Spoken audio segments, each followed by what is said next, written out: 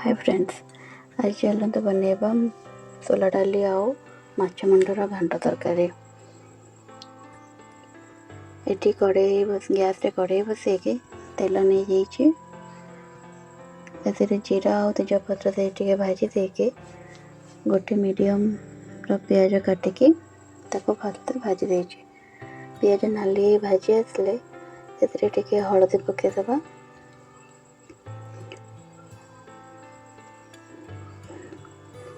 तापर अदा रसुण पेस्ट पकेबा,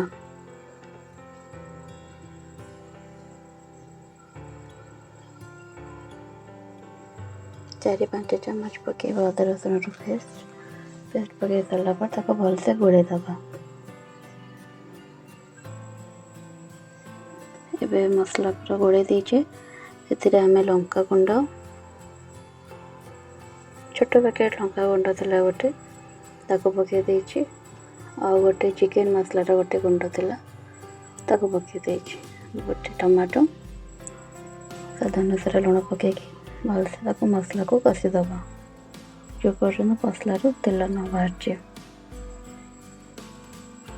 ये देखो तेल सब जाक उपरक उठी आसी, मसला पूरा रेडी हो गलानी। एबे से कसुरी मेथी को पकई देछि, देखी टिके भलसे गोले दबा। मसला पूरा तेल बाहर के पूरा मसला रेडी हो जाइए। आलू पकई दबा, आलू को टे भलसे कषिकी आगुरी सोला डाली को बतुरे की रखी धोई धाई पकई दीजिए। एवं भलसे कषिदबा,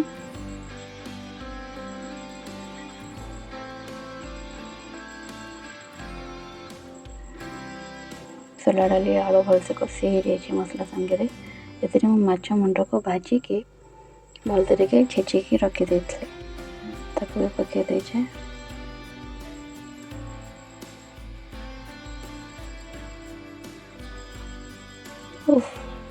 एने पड़ी जाता ये देखते प्रेसर कुकर रखी, प्रेसर कुकर रे पूरा देके गोटे रू दीटा सीटी देके रखीदबा।